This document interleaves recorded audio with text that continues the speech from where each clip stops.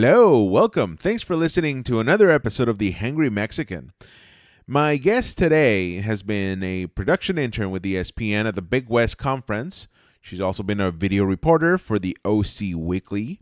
And she's been a news producer and reporter with KESQ in Palm Springs. She's currently a contributing producer, reporter, and host for Palm Springs Life magazine. Her name, Leandra Romero. And we sit down for a candid chat about race and about being a woman working in what is typically a male-dominated world. And she had a lot of interesting things to say. So let's get right to the interview. Here is Leandra Romero. DJ, roll that music.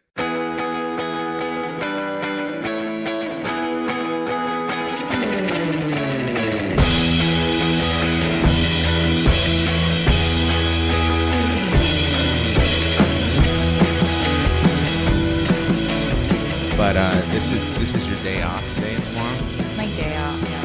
Weird schedule. Wow. Weird. I mean, my days off they fluctuate now because I'm freelance. Uh-huh. I completely went into the unknown world off the path of, going from local TV to moving up markets. Uh-huh. I think once I got in local TV, I realized that wasn't best suited for me to follow that career. I'm more of like a rebel and outlier and want to push boundaries as far as what I can create, how I can tell the story. So I knew that wasn't the avenue, but it was like boot camp where you're just like meeting dead. It got you really good at the skills, all of the skills that you do need to create a story. So did you start with sports? Because I think I saw that you worked at one point with ESPN. I did, yeah. So I guess it all really, the crazy thing is like the world just works in crazy ways.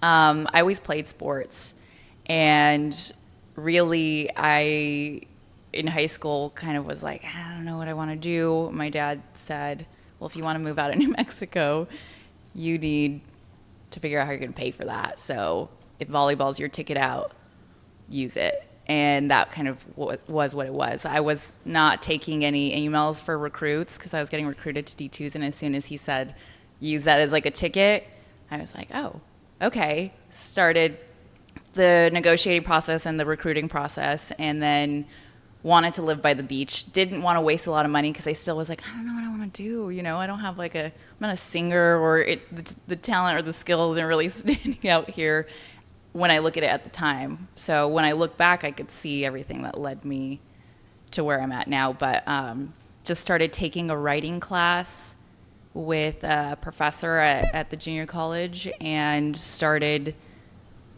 doing sports because nobody wanted to do sports for whatever reason. Every instance in my life with the sports world is like, who wants to cover sports? Nobody raises their hand. Oh, and I played sports, and in my mind, I'm like, that's easy because I know the athletes. If anything, I could text them for quotes, and Facebook message them, and I have to go to the games anyways. I'm on the team. So she really was the first person to kind of see that light in me as far as writing goes and pushed me to make a portfolio. That portfolio then became what I used to transfer to Chapman University's film school, Dodge College, which is a great film school. And then once again, we do news broadcasts every Friday. I was a broadcast journalism major, and no one wanted to do sports. So then be the sports producer. And I was like, I can't be a leader. I have two. I was, working in Beverly Hills, driving from Orange County. And really, I think I was nervous to take on the role, but they asked me, and I think in Chapman, I was the first woman sports producer to do that. And it's live newscast, and I also brought another woman with me because I felt more comfortable if we just did it together, and that's kind of, I just feel always more comfortable as a team.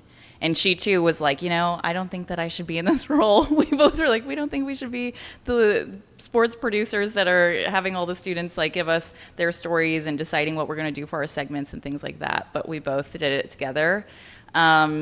And then, ESPN at the time started to launch these small broadcasts for the Big West Conference or other conferences that aren't as big.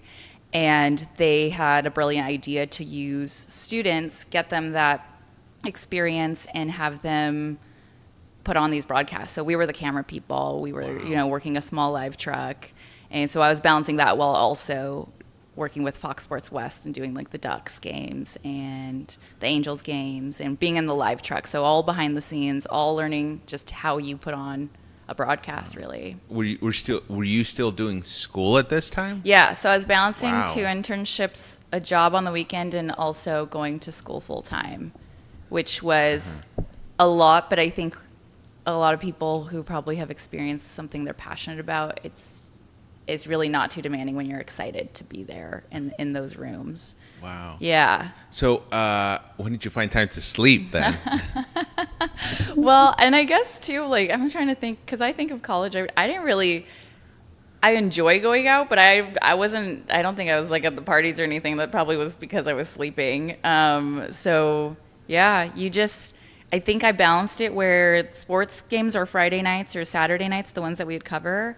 I worked in Beverly Hills on Sundays, and then really Mondays through Thursdays I was at school working on my schoolwork. So Wow. yeah. So were you born and raised in the LA area? No, I'm from Albuquerque, New Mexico. Wow. So that's why, my dad's like, you want to leave here? Because I always did. I think I was like, I want to come back and visit. Yeah. I want to go see things. I felt kind of out of the mix, out of the loop, in a lot of ways that I was just drawn out to the West Coast. And really, it originally started by being like, I want to live by the beach, was my little want at 17 or 18 years old. And I'm fascinated with people and curious. So all of those things combined, putting those into writing, filming it, capturing it is kind of where it started to lead me. But yeah, Oh, little man. girl from Albuquerque. But then that means you're used to the heat then. I am. I must love the desert. I love mountains. I love the desert. Yeah. So yeah, I am definitely used to the heat that is in Palm Springs now. Yeah. So how is Palm Springs compared to Albuquerque?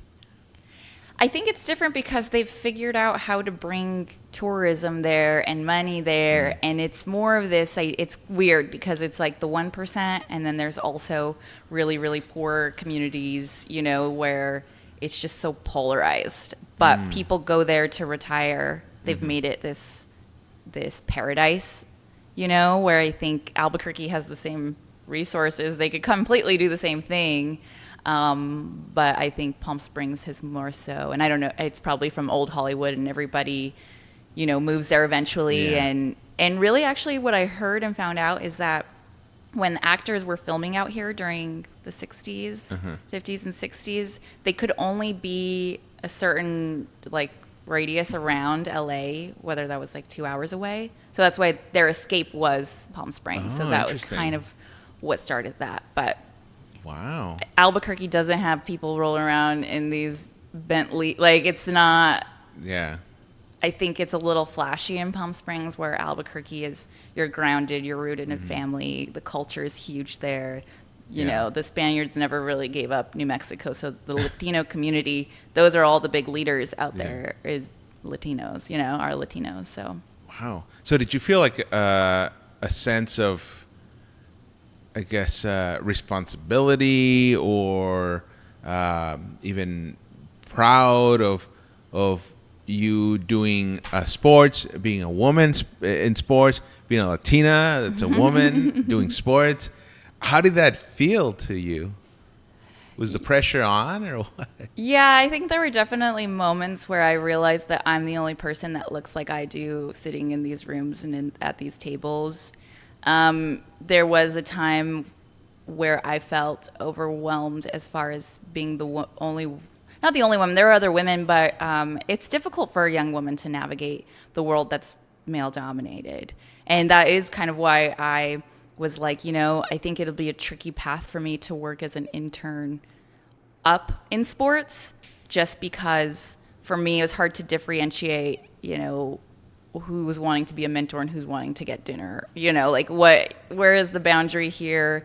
And as a young person, I just knew I couldn't. So news was where I made the switch. I'm like, because I knew, okay, I have the skill set, I could become a producer, straight to producer, and then maybe go back into the sports world just with a better title, really, higher up, where you're not really at the mercy of having to do certain things. Like I think even as a PA, some of the anchors would request, like, can she put my makeup on me? And it's like, I'm not a makeup artist, just little things like that where I felt kind of like, ugh, it's a bad taste in your mouth.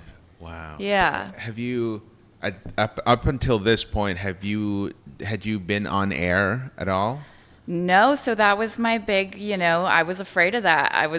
I think when I look back, I know I was afraid to make mistakes and embarrass myself, I think, and put myself out there. But what I told myself was that I just wanted to be taken seriously. I'm a writer.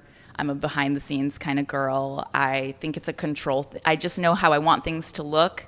I don't, it's uncomfortable for me to be like in front of the camera and everybody else know what's going on and me not knowing if I'm live, or those little things freaked me out, where... Yeah. I've had to, and I continue to work through being like, everybody's human. People are going to accept, you're going to make mistakes and you're going to move on and you're not going to die from embarrassment or whatnot. I just think it was confidence.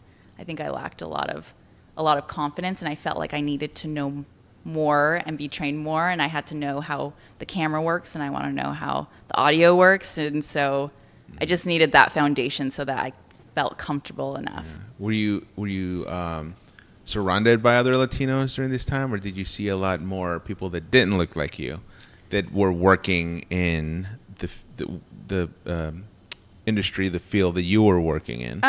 In sports, I didn't notice it that much, just because I think the coaches and the athletes and people in the live trucks, although mostly male, I think it was a pretty good combination. But in news, when we would have meetings, was the first time where like I'm the youngest, person in some of these rooms. I'm the darkest. And so that was kind of like, there were those moments where when I would sit there and kind of feel like, okay, I have to be strong and sure in what I say. I have to have 5 reasons for the decisions that I'm making. And I think that was youth too, because I had a boss tell me, when we're moving you to the night show, most people, you're pretty much being thrown with the big dog. The evening newscasts are kind of the more. So how do you cultivate? It's a different vibe than the morning shows. Definitely. Yeah. So he was trying to prepare me and saying, kind of giving the just wrong for every impression, decision if you you make, will. have 5 reasons Yeah. why you did Well, that, I think because you're that's going to get still a tricky pushed thing, around. They're not going to because like it. They're not Yeah. going to trust your so decision making, and grounded and really, so curious. you do Like, have to my prove spirit yourself. is I very think much that respect I'm is interested earned. in Who I'm talking to when and I'm also talking. I think that also keeping I will that never be that barrier a cold and that person boundary to someone, so is they don't always, get the I wrong think, idea. the I sad but really think important it's thing for learning how women to in the articulate industry is, what your and intention is. I can't go, what hang you're out wanting with to you get out of after that work, interaction. or if And it's I a can't group go do those setting, things, or it's just the wrong idea. I think or at the TV station it people was say different things. because It's, where I think a lot there of was people would like this to do that. A lot of women, group of community that already had formed where they would hang out, and my roommate too would have people over, and we were all the same age. So I think the age thing makes a difference when you're working with people that are your same age, because there's not really this hierarchy situation going on. Everybody just wanted to hang out. So it was good because people were over all the time, and I was trying to create that professional boundary that I did end up making some really close friendships by being like, okay, it's actually okay. You can figure out how to navigate this. You don't have to just be, because I think some women too, and I would ask some of the producers, I would hear them talking about some of the female reporters in the sports world, and I'm like, well, why don't you guys like her? And he's like, well, she doesn't hang out with us. And then when we're at the airports, when we're traveling, she doesn't talk to us. So it's it's such a tricky thing, because I understand where she's coming from. Yeah. I understand how to the group, to them, they probably feel like she's not interested, so really you just have to, I think you just kind of have to walk through the unknown a little bit. I don't think there's a right way to do it, but I think that there's a way to say, hey, you're making me uncomfortable. Hey, this is business. This is professional. Yeah. That's not on the table. I think I was afraid to say that in my early 20s, and now it's completely different. What do you think changed? It's experience for sure, but I think it was a state of mind. Like I'm not like a little lamb in these rooms. I'm well versed I'm educated. I have an education in, kind of harassment. I think most of us do now that's on the table. I think the Me Too movement completely changed it. I know there were people that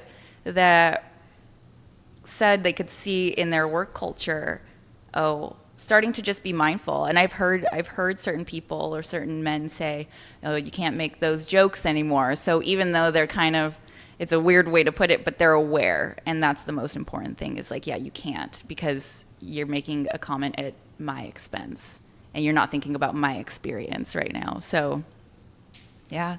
From my experience working with other people is that what matters is how the other person receives it. So even if you were just joking and the other person doesn't think so, in the end, the other person is going to take precedence over what you said, because it's how you make them feel for what you said. Mm-hmm. There's no, especially if it's a stranger that don't know you or you know them, then there's just so many ways of taking something, wrong and out of context. And so I know that everyone always says, you can't, everybody's so sensitive. It's a touchy topic. And yeah, I think transitional periods bring up all of the ugliness and the triggers, and people are really easily triggered right now. And that's fine, because I think that's just part of the healing process. Mm-hmm. But I think, for the first time, people are like, well, even if my intent wasn't that, if it wasn't received that way, it still really doesn't matter, because I have to think about how that other person's feeling, aside from maybe I thought it was a funny joke or all of these things. But I guess even for you, have you seen being a Latino in your relationship and even in your work life, has that kind of stood out to you? Are there things that have stood out where you're reminded that you're Latino, I guess? Only when the only times that I've made or that I've been made aware that I'm Latino is, I want to say maybe college, when classes purposely showed you that you're Latino, mm-hmm. Because of just the material that was being taught. I took Chicano studies in college, so just that history, and I love history. So through that, I'm made aware, and of course now I think now there's more acceptance, more of a blend. But even my wife, like sometimes she's just afraid to say something when it's just her and I, just to say something, like out of fear of offending me or whatever. And, like for example, if we're making some nachos, she's a little shy. She says, "Do you want beans?" And I'm all like, "Yeah, I love beans. Of course, I'm Mexican." Yeah. And so little things like that. I think there's a point or a ground where you can jokingly talk to people to make them aware that you're aware mm-hmm. of who you are, and that makes them comfortable. I mean, it obviously doesn't mean that they have to get all racist or insult you or anything like that, but at least they understand that that they know that this exists in the world, but that there's a middle ground that everybody shares, and if you meet there, it just creates a wonderful thing, a wonderful experience. And I think too, the sense of humor about it is a big deal out here, that we're able to have a sense of humor about race, and we're able to make these jokes. And my boyfriend, he's white but was brought up on the border in Yuma, Arizona, so he thinks he's more Latino than me, and his Spanish is better than mine.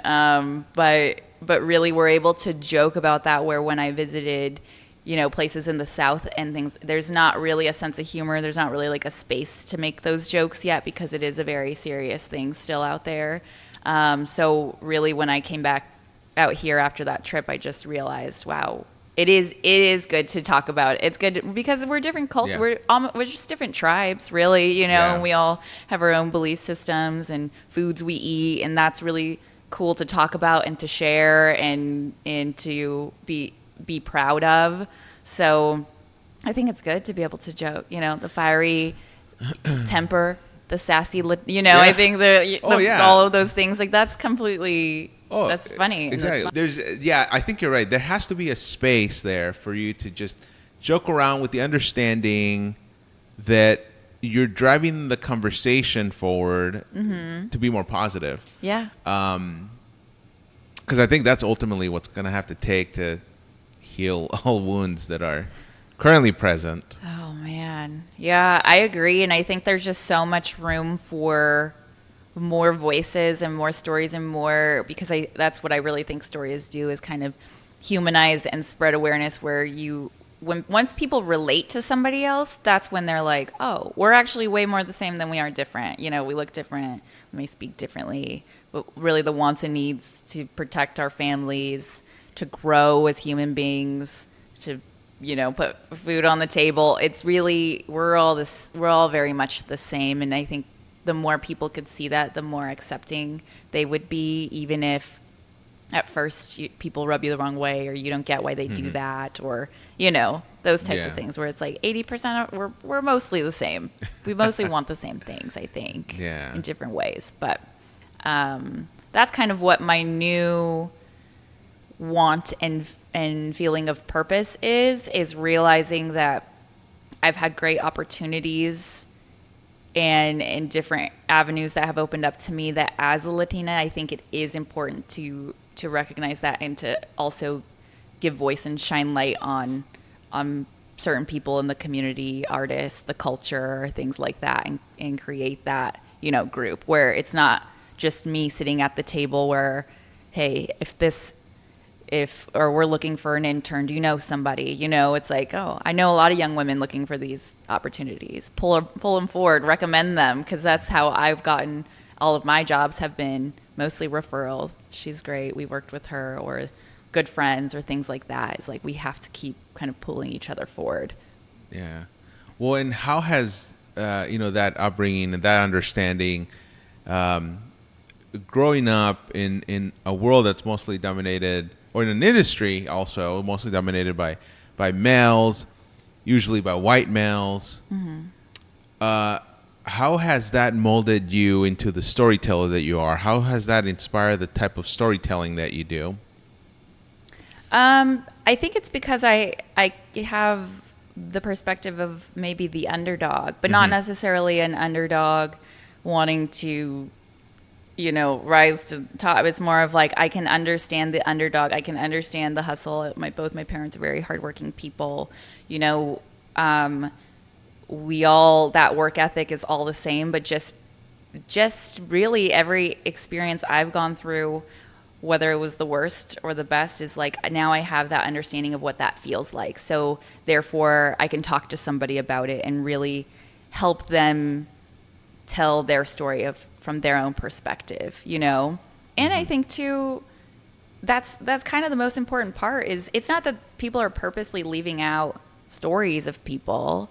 It's just that there's not like a fair representation. So somebody like me, it is important, I think that there was a debate on a story that I wanted to do, and it's like, well, it's predominantly Spanish speaking, so maybe that should just be Telemundo story. But for me, there's so many, Americans that are Hispanic that don't speak Spanish, and there's a lot of those, actually. I'm one of those. I don't speak fluently. My grandparents were oppressed for speaking Spanish, so they didn't want us to have the accents, and that's something people don't talk about. And then all of a sudden now, you don't speak Spanish, but you're Latina. It's like, well, there were generations that were, mistreated for speaking Spanish in classrooms or things like that. So there's just almost like this idea that, oh, if you're Latina, you're Spanish speaking, this whole thing. But there's such a middle ground here in the United States of Latinos who are Latino Americans, that have been here for generations, that So I think really to me that's the way I figure, okay, I want to tell these stories because I know what it's like to be these people, and I know that that's like an important story for that community to tell. So like you mentioned with your grandparents, they were afraid to speak Spanish, or they were led to believe that speaking Spanish versus English was bad, so they didn't want you to have the accents. They didn't want your parents to have the accents. But do you feel like maybe that is no longer the case? It's completely changed because people now, and even the jobs that I speak to, they're disappointed that you don't speak Spanish because they're wanting, and maybe for the culture of their company or for the look or anything. And I think they know that, we are, and in New Mexico, we're a majority pretty much there is, they realize the people listening to these things, everybody, there are a lot of people that look like me and you. So I kind of think it's still a part where they're wanting to appeal to a demographic of sorts, but that I'll take it if that's what you want, because I want somebody to see, I want like a little Latina girl to see somebody that looks like her doing something she wants to do. That's what helped me. I looked up all the women that I thought I kind of looked like. It's just a natural thing. You look how they got to where they are. You want to know, okay, she looks, I identify with that. I want to be her. How did she get there? And I had two I looked up. There's way more, I'm sure, but it helps, to see somebody that looks like you out there. So even at the smallest level, if somebody sees, oh, she's doing that, I could do that too. Yeah. With affirmative action, do you think that is bad or good to give you that opportunity through affirmative action to join something that you probably may have a harder time joining if there wasn't this concept of affirmative action? Yeah, obviously they had to create it to kind of force the hand a bit, which is an imperfect situation, but it absolutely is that idea of, look, that's a ticket, take it and capitalize on it. And I think that's what I'm realizing are all of these differences that we have are really valuable. And once you're in the room, you completely change the conception and the perception of what people would have had of you, of what they thought before. So it's just so important to kind of keep moving forward, keep getting in the mix, keep having the conversations, keep talking, using your voice. I think it's tricky, but it's interesting that we're at this place in time, because to me, I just thought these days that wasn't the case anymore, and it's not when you're in school, and it's not, and you kind of get into the workforce and you're like, wow, it is still, but that's exciting to me, because I think then that means that you can kind of be a part of that change. Yeah. So, let's go back a little bit, and you're doing a million things. You're doing sports, you're going to school, you're being a producer, a news producer, because at one point you went over to KESQ. Right. So I was there for 3 years. So I was done with sports for the time being and all of those things, and moved to Palm Springs and was working at the TV station. So then when did you decide you wanted to get into news versus continuing in sports? Really, I think that what drew me in was the fact that I knew, okay, this market would hire me as a producer. I think for sports, I would have probably had to do a few more, like be a PA, I think a few more moves logistically and more time, where I saw, okay, this is an opportunity where I can be the producer of my own newscast, and I feel ready to accept that role. So that was really, really when I decided, and it wasn't, I think that I wasn't really looking at the news and the sports, because I just still looked at it as a broadcast and storytelling.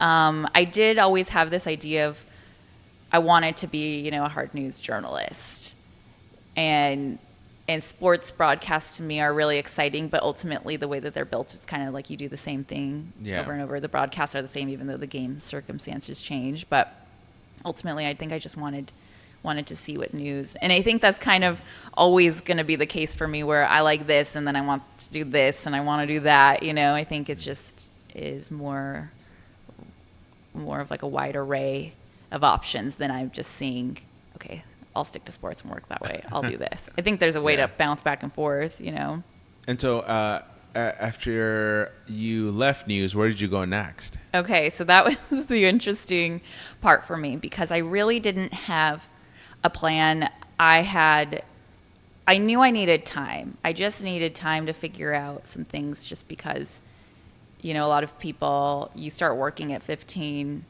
and you start taking internships and you start going to school. And I really didn't have like a period of time where I had a break.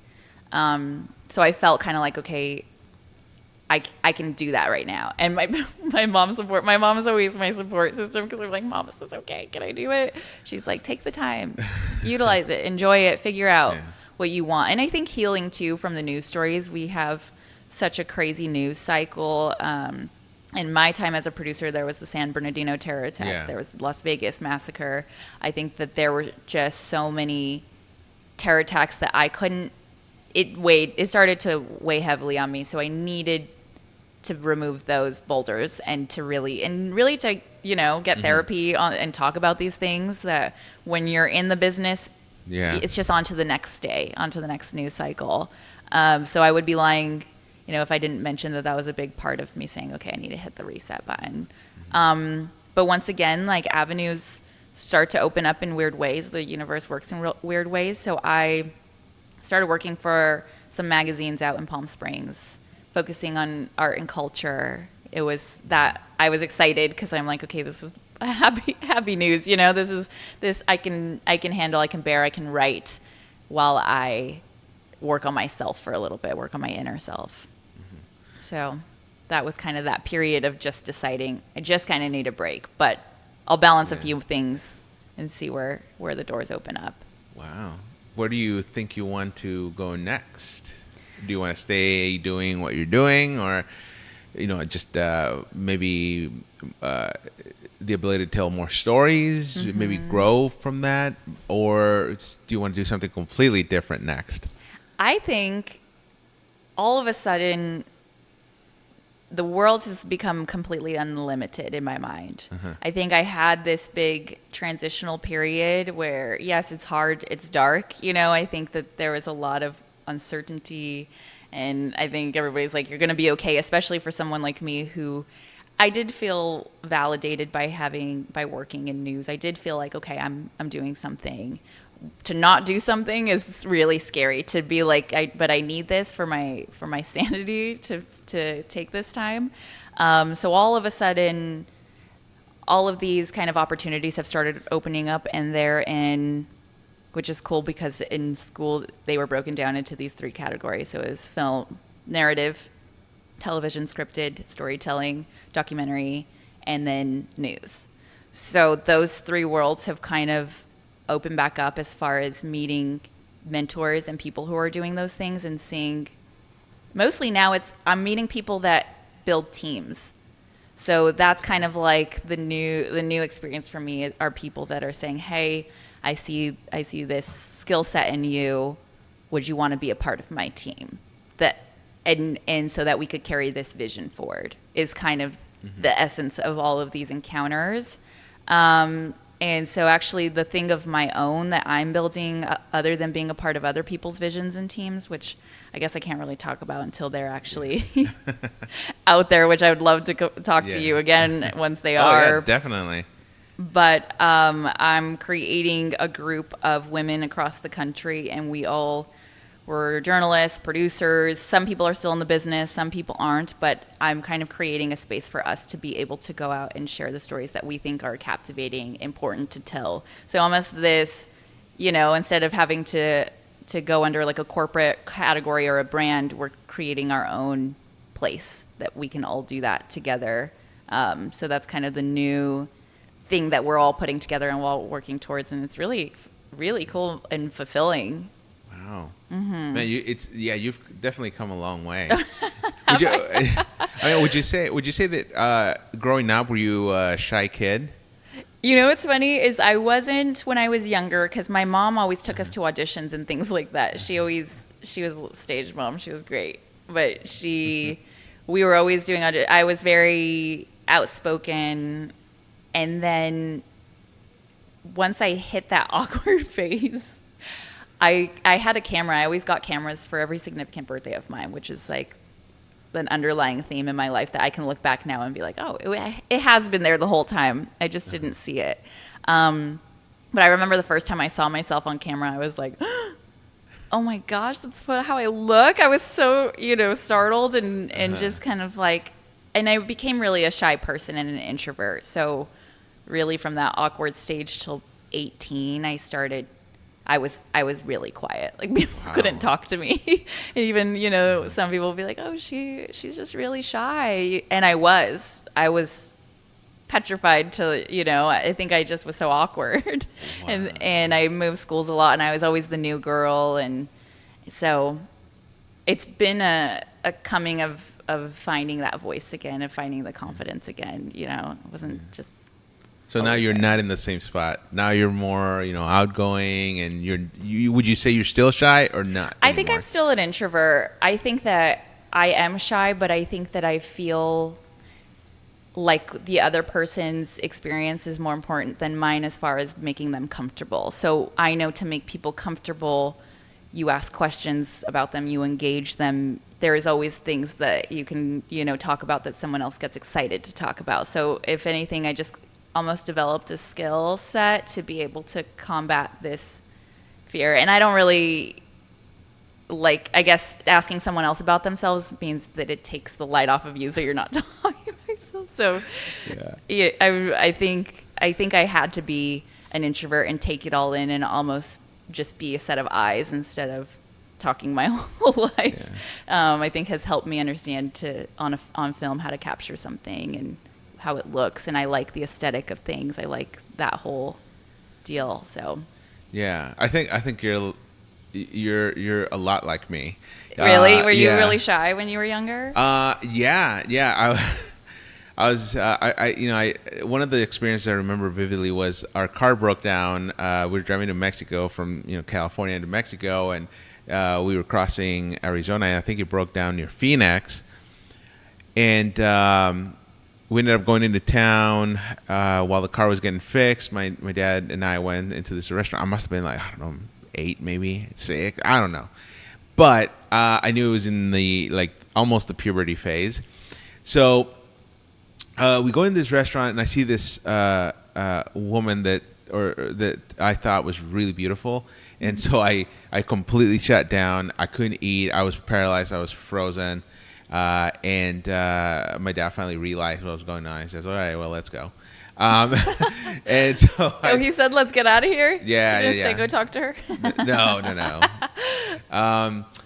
But that's how it was for a long time. I wouldn't really want to interact or talk to people. Why do you think that? What can you remember what was going on in your mind of just fear, I guess? Yeah, because growing up, I didn't even get to see LA for the first time until I was probably 18. Oh, wow. Yeah, I know. Where are you from? Santa Barbara. Okay. Yeah. And so I was always behind the safety of these walls. And it's not like my parents, I mean, yeah, they would tell me like, oh, like don't go out at a certain time because this crazies might come out. But also at the same time, being from Santa Barbara, a small town, you almost have everything there that you need, entertainment, food, everything.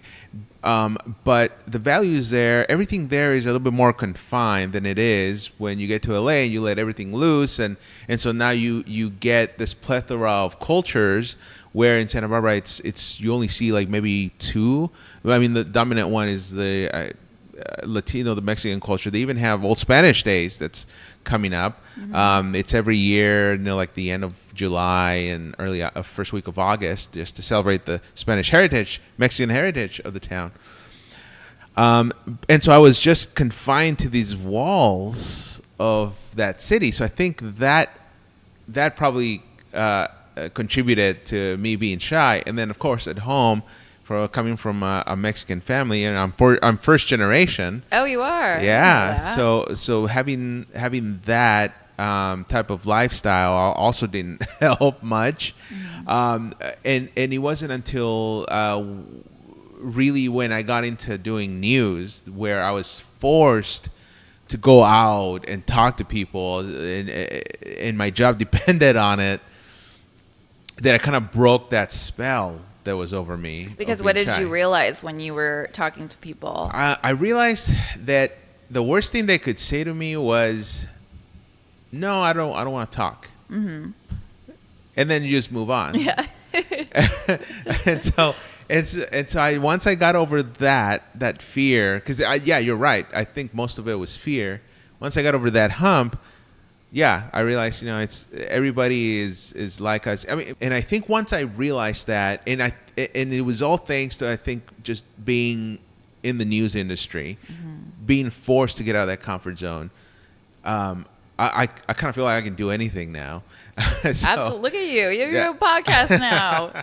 It's crazy. Every little thing that gets you out of your comfort zone it helps you. And so I watch your reel, because you have a reel on your LinkedIn account.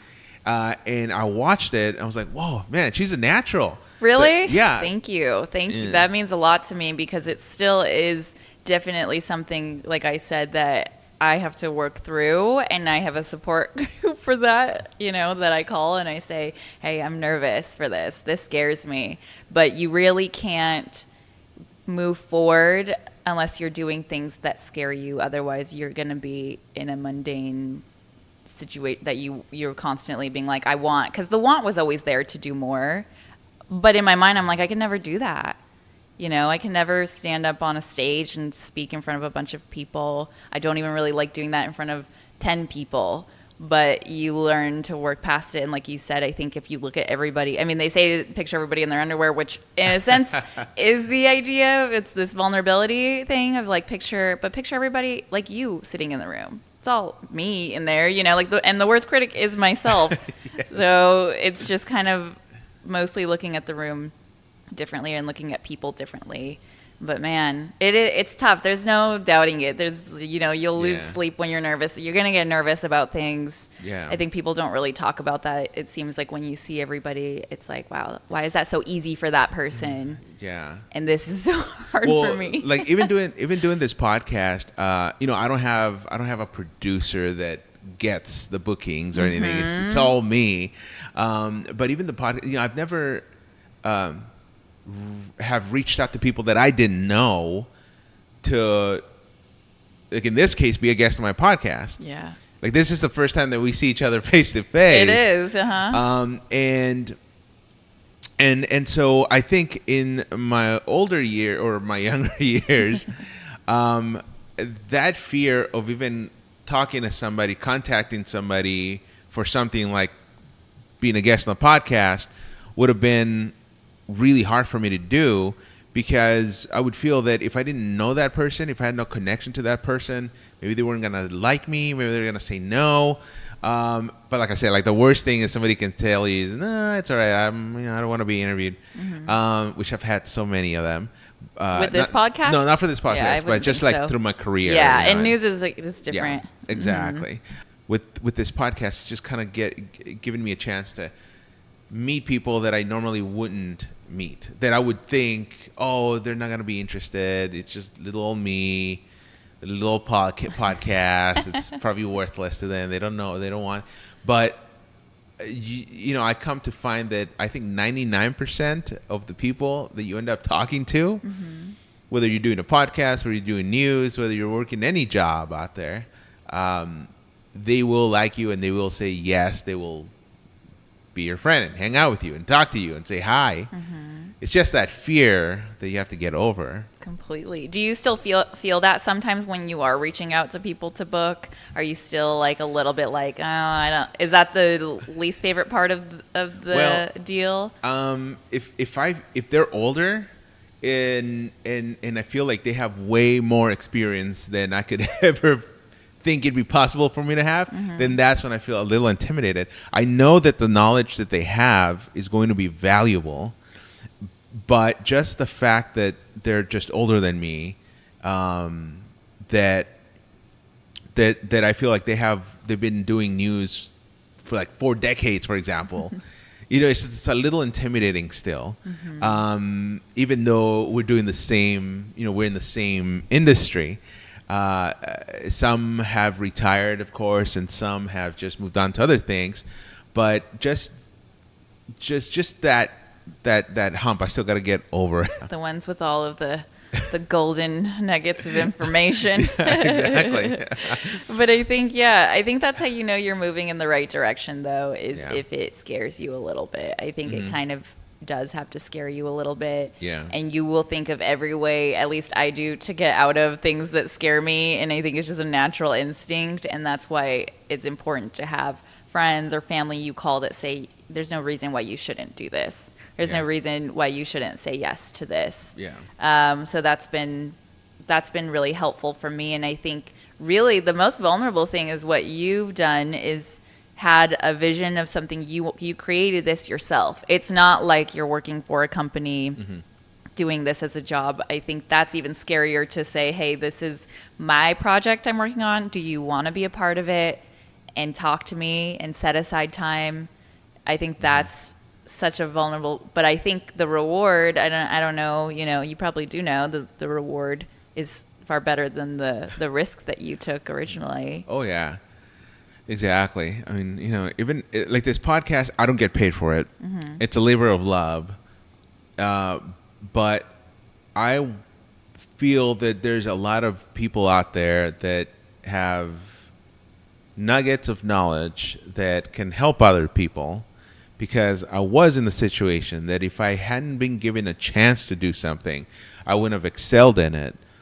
So a lot of people, I feel, are in that same position. In whatever they're doing in life, they're just waiting for an opportunity. And when they learn of people that may be in their same shoes, given that opportunity and excel and what they can do with it, like being a role model, like you're a role model, that I think inspires people.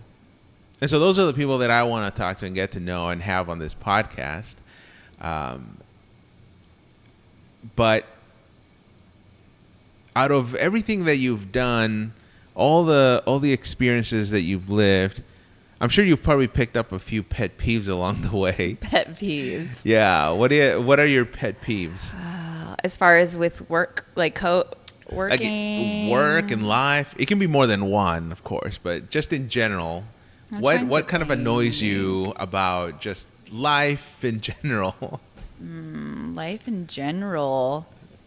I mean, I think we'll start from big and go to small pet peeves. Yes. Big is putting people in a box, putting me in a box when people say they only see you as, I think you could do this one thing, or I think, I don't like being put in a box. I don't think anybody really does. Honestly, I don't know one person that's like, I enjoy when people only see me as one kind of thing when I am so dimensional and have so much depth, and so I don't like being put in a box. A big thing when I was a producer, you can tell a hardworking person. I appreciate hardworking people.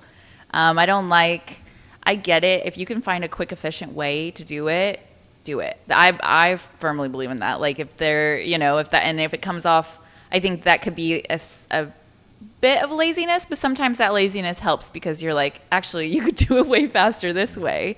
But people that don't want to work hard bother me because I think that it's important to want to learn about all these things to know how you could be the best team player, because I'm just so team oriented. I don't like doing things alone and walking alone. I would much rather have people doing those things with me. So if you're not a hard worker, it drives me nuts. I think that I definitely will and did when I was a producer, because you're managing a team a bit. I would definitely make it more known. As far as other pet peeves, I don't know, like little small ones, I guess. What are yours? Maybe I could think of some. Oh man, well, a lot of times it has to do with traffic. Like when people cut you off, they don't put the blinkers on, and they move in. But okay, I hate it. I just absolutely hate it when people are so close to me that their hot breath just gets on my face. No. Yeah. It's always the people with the worst breath too that like want to tell you secrets and stuff. And you're like, why are you so close to me? Exactly. But like even the ones that don't have bad breath, just the fact that that I have to be exposed to hot air is it just bugs me. Yeah. Yeah, hot air is not. I know, yeah. I know. In Palm Springs, that's all it. You would hate Palm Springs right now. It's just basically all hot air. Oh man. My AC actually broke on the way over here, so that I didn't like. But I watched the degrees go down. I'm like, okay, 96, 95, 94. 'Cause it's like a 20-degree difference from there to here. But other pet peeves. I really love people when I first, like, everybody I really like when I first meet them. I don't have too many little, like, oh, I can't stand when somebody does that. I mean, I think just if I am hungry or tired, then the pet peeves will go up. Yeah, nothing. That's why it's called the Hangry Mexican. Yeah, the Hangry Mexican. Once you get do you get hangry? Yeah, I mean, there's an ongoing game with this podcast that I try to never let an interview get to a point where I'm so hangry that I'm just it's like shutting down completely and saying, all right, asking random questions or questions that have nothing to do with anything, or speeding it up, or anything like that. So that's the ongoing game. But normally everything has been so far so good. But I did have a little snack before I came over here. You did? What did you have? Just one of these egg white McMuffins? Just a little egg white? That sounds amazing. It's like an egg white McMuffin? Yeah. So it's just the egg whites, and they create a sandwich on it. So I just grabbed that because I wanted to get some coffee. Just give me a from little McDonald's. Jolt. Yeah, from McDonald's. They changed their cups. I thought that was from like some... I don't know. They tricked me. Okay, I know what an egg McMuffin. I don't know why that was so hard for me. The concept of that. I'm like, an egg McMuffin. I am familiar with egg McMuffins. Although, so there's no bread to it? Well, there is, but the egg has no yellow. He doesn't have the yolk. Oh, it's egg white. Yeah. Yeah, it's just egg white. Yeah, because we could talk about your tea order. I specified too to the Starbucks barista. Is there barista? Yeah. I said, this is not my order. It's very specific. And he laughed, and I mean, it must be a typical order. Well, I gotta give credit to my wife for this one because, whenever I go somewhere, I always like to order what's on the menu. I don't know, for some reason, I feel that if I order customized food, that I'm creating too much work for the employees, and That's how I feel too. Yeah. But tell them what your word, say it all in one sentence too. It's the venti green iced tea, no liquid, cane sugar, and no water. Yeah. Okay, so your wife, she showed you the light in this drink. Yes, exactly. So, especially on hot days, this is the elixir for hot days. And the green tea is just so refreshing. Just the nature of it is just awesome. But no sugar, because I find that if I have sugar, I'm still thirsty. So I might as well just not have it with sugar. Plus, it's bad for you. Yeah. And then no water, because Starbucks, and I don't know if I should call them out on this, but maybe I should. I know they're not. We need sponsorship. I know. Just kidding. But they have the tendency to add more water than they should, which dilutes the product here. But by saying no water, I mean, it's not like they're not going to use water or anything, but it just means that they're not going to water it down even more. Yeah, because don't they use water to make the tea? So there is water in it. But when you said, that's what, I guess I was confused with the no water thing. I'm like, what is it? I know, yeah. What is it made out of? But no, it's like pizza. Like I like ordering pizza with the pan crust. That's like the thick crust, because I like to get extra sauce. So it's like this is like saying, I want a pizza with extra sauce. It Yeah. already comes with the sauce. We just want extra, which actually tastes so good. But so the same concept here. So it's just no water just means don't add more water than you have to. Don't water it down. Yeah. Yeah. That's how at Chipotle is probably the only place, and I actually haven't been in a while, but I get really frustrated with the rice scoops because I'm like, give me more, or any of the scoops. I think that there was one point where they used to pile it on, and then now they're just very stingy with their scoops.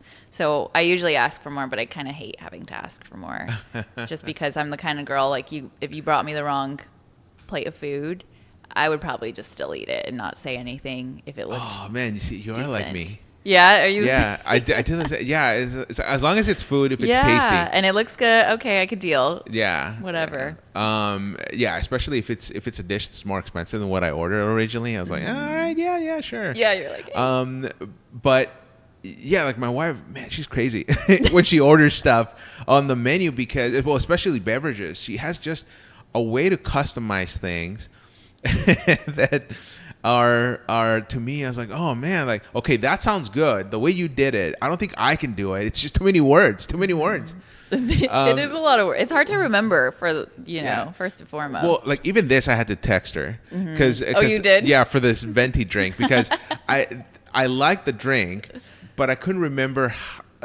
like the words, the concoction of words that you have to say to the barista when you have to order this drink. So I texted her last night when you asked me what my favorite drink was. So I already knew what my favorite drink was, but I was like, hey, Claire, can you tell me how we order it usually? And she texted me that. I was like, okay, yes, that sounds about right. I think that happens in relationships too, where you know that person's going to remember it. So you just are like, I'm fine not knowing that information because I can reference this person of like, what do we like to do again? And then, I always see couples do that. I think it's really cute because it really is. You help each other out, even with your Starbucks drinks. Yeah, exactly. So it's a tall order. I can't even simple drinks. I can't remember. Do you say grande first? Every time I feel like the barista's like grande ice, like they're like, do you not know how to order at Starbucks? Yeah, it's like I have to point like, that size over there. Yeah. What's that medium size you have, grande? Yeah, exactly. Oh, do you do that with your boyfriend? Do you does he ask you, oh, what do we do, or how do we order this, or how do we do this and that, or is it you, the one in the relationship, that tends to ask the other person for help when you don't remember something? I think it's such a bad look for me, but I really don't ever remember how I like my steak and my eggs. So I'll always look at him just because he is a barbecue connoisseur. So I'm like, how do I like my steak again?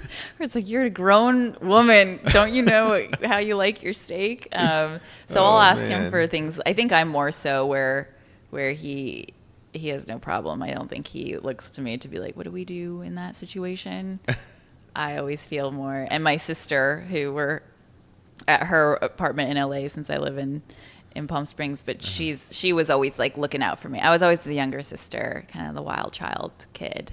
Well, she kept everything in order. So I think too, my boyfriend's like that. Like everything's orderly, and I'm more of this free spirit that's like, it's so funny how just couples compliment each other. Like, I know. One's usually the serious one, and one's the wild one. Yeah, I think it really works well. That I like someone that's just kind of like grounded. He's really laid back, quietest person in the room, because he says that if people listen when you finally do decide to speak, and there's power in that. Yes. Well, yeah, that's exactly how I've done things at work. In everything that I've done, I usually, if I have something good to say, then I'll say it. Otherwise, I'm quiet, just listening in. So it could be like editorial meetings, for example, or any other type of meeting. Usually I just listen. If they ask for my input, I'll give it. But I think you're right that when you speak, if you don't speak often, just talking for talking, then I think there's more power in your words and what you have to say when you actually say it, because people know that you're not gonna be saying anything dumb or anything that's non-constructive. Yeah, I'm kind of curious what you think too in social media, because it's almost similarly where before it used to be pivotal moments in people's lives, this birthday, this celebration, where now people that it's almost like a content thing where it is very similar to our line of work where you're producing content for people and wanting to make sure you're consistent. So sometimes too, I think that when you know somebody on a personal level and they're speaking all the time and sometimes I don't know, I'm just curious what your thoughts are on that idea of, because it is taking this idea of like we're all in one room right now, and so certain people have certain things to say on topics, but on social media it is this platform where people are able every single day to say things. And does that dilute like the way that you receive the information from that person, if you're like, wow, I'm constantly being bombarded by thoughts and opinions? What do you think? Well, I think it's the content that you post. How often you post doesn't really matter for certain platforms, I feel. Twitter is more about curating information. So it doesn't mean you have to post every single time, because there's always going to be somebody else taking that spot of posting things. News is a little different just because of the nature of the industry, where there's constant flow of information happening. But like on a more personal note, let's just take Instagram, for example. So I'm not posting everything out there. If I have something important that I feel people could benefit from, or just getting to know me a little bit more without getting vulgar or anything like that, then I post it. Just yesterday I posted on my stories just a church picnic I went to, and just there was two congregations. There was like a Spanish-speaking congregation and the English-speaking congregation. Oh, they all came together. That's cool. Yeah, on a big old picnic, and it was like for a 4th of July celebration, of course. But that togetherness, I thought, was just so cool. It's one of my favorite times of the year, whenever these two congregations get together. Even like during service, they had a translator. So the pastor who spoke English had a translator who spoke Spanish, and the pastor that spoke Spanish had a translator that spoke English. And so it was like this simultaneous service going on. How does that work exactly? The pastor's speaking and then their translator's speaking? Yeah. It's you just have to wait for one to finish, and then the other person can go. Okay. Once you get in the rhythm, it's so cool to see this mixture of cultures, of languages just come together. It was just beautiful. So I was like, oh man, this is so cool. I just have to post it on Instagram. And I also met up with a friend of mine, a colleague of mine, who just is so wonderful. And I posted a picture of that too. It's just, it's not every day that I get to see him anymore. Yeah. I used to work with him, but now that I work out here, it's just it's a completely different scenario where I make every moment count once I do get a chance to hang out with him.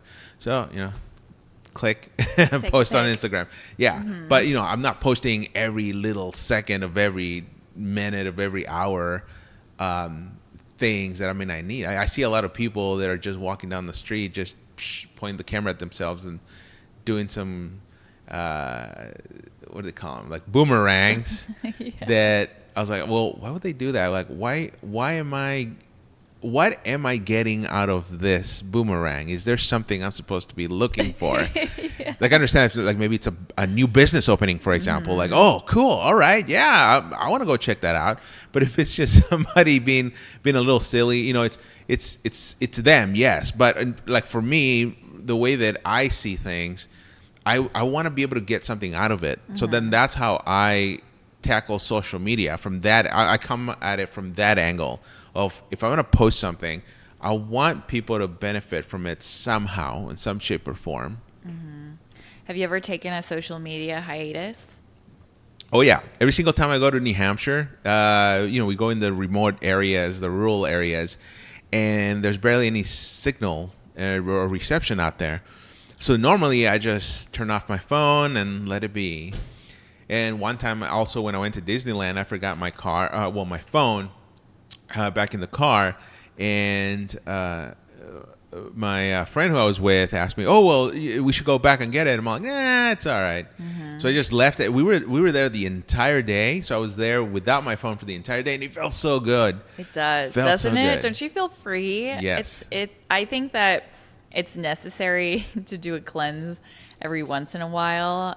And but when you look up, you realize how many other people are on their phones. And I think there are moments where I'm like, hello, are you guys listening to me? You know, or you're in social situations and especially when you're being more conscious and you're taking a break, it's definitely like, oh, wow, everybody else is sucked into the world where I'm kind of, it forces you to be present, really. Well, how do you feel about people that are, like, for example, out on a date and they take out their phones and just start playing with them, doing whatever? I think that's a no-no. That's a big no-no for me, just because I think that it's like, wow. Yeah. Even before phones, I would, like, thinking about going on dates, I think even if there was a TV screen by my head and you're watching the TV screen the whole time, come on. You know, I think that I try to make it a point at dinners or family dinners or things like that to put my phone in my bag and leave it there. Yeah. And I get there are people that do have to, you know, answer their phone calls. And I think people like that are like, sorry, I'm listening. sorry. Yeah. I have to get back to these people. We're working on something, just because that's kind of the nature of the game now is you're working around the clock on projects and things like that. So I get that. But I think if you're scrolling on Instagram or looking at what everybody else is doing. Yeah. It's almost like that it's addictive at that point probably and I think for me too, I find myself in awkward social settings wanting to get on my phone because you're looking busy, right? You're kind of like, I'm going to numb this time for myself and look at my phone. Yeah. I tend to kind of do the same thing when it's getting awkward or silence. I just, grab my phone and start looking at it. But what I want to do just once is if I'm talking to one or two people and the conversation starts getting awkward or there's silence, I just want to stare at them. You should. Actually, a friend of mine who studies psychology, she talked about that, about like kind of staying quiet and sitting in silence and letting people, because some people really are comfortable in silence. I've experienced, I thought that something was wrong with me, you know. I think I'm always like, fill the empty void of silence is uncomfortable. But just sit there, have a moment. Exactly. just embrace it, really. Yeah. That's what I tried on I went to Kauai. Oh, okay. A few weeks ago. And I tried to really challenge myself I have a camera that I really like using, and I just wanted to take all the photos and the videos and everything and actually work my camera and learn more about it. I think I'm always kind of learning more about the camera. There's a lot to learn. And so that was my challenge, is to be less on. And it's easy really when you're enjoying things to not be on the phone, even though you want people to see what you're doing, I guess sometimes. It's a weird thing. But well, even then, like that's when those situations come about, I just snap a picture. But like with Instagram, if you're doing it within the app, you have to like snap the photo and then you don't want to lose it. So you want to add the captions and you want to add whatever else. And then so you're spending time now more than you should on Instagram, just making that post look pretty and then sending it. So what I usually do is I just snap the photo and I just upload it later because that's what I do too. Although I do it on the app on Instagram, but I'll save it from the app just because I like the zooming, how you can zoom with your. Oh yeah. But I find it better because then when you're laying there, or I usually am just kind of like sitting on the couch or something, and then I can reflect on my day that way. Yeah. And almost to me, it's always fun just to make like a cohesive story. I kind of enjoy being like a start to finish, almost like montage of the day, or putting the right music, just because I think I like to curate it a little bit. And that's just something that it feels like I like editing. I edit photos I don't even post. I just will lay there and edit them because I just like to see the colors change and things like that. But I agree. I think taking the photo and being like, okay, this is cool. Can I take a photo of this? And moving on. Yeah, exactly. So that you are enjoying the moment. And that's Coachella. I kind of thought they did it on purpose at Coachella to, every day your phone starts working less and less. So I think that I love it. it's forced that everybody has to be in the moment, and you could still use your cameras, but now you're just, that you can't upload it, and you know that you can't be sharing it. So everybody's just taking on their phones, and everybody's kind of forced to be there. That's how it was at this picnic spot with the church yesterday, because it was there's no reception up there. It's like really remote part of Santa Barbara backcountry, and it was good. Because you're right. We were able to take some photos, and knowing that we couldn't access social media then, that made it all better. Like, I have no problem. But man, I've met people that are so addicted. They're just like, I gotta get out of here. And then that's the end of that trip. But well, before we end the podcast, actually, I want to just give you the opportunity to give me your final thoughts.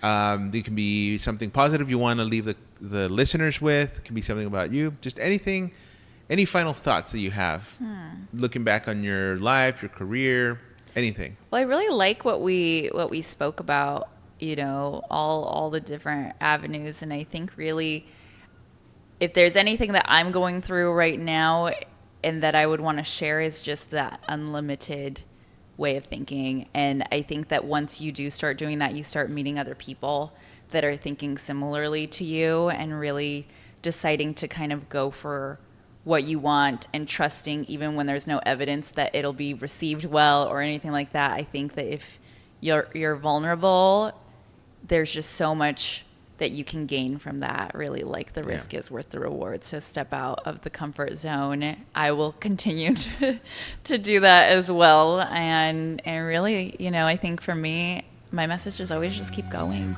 Just keep going. So that's the last thing, my last offering. Well, thank you for being on the podcast. This was awesome. Thank you so much for having me. Of course.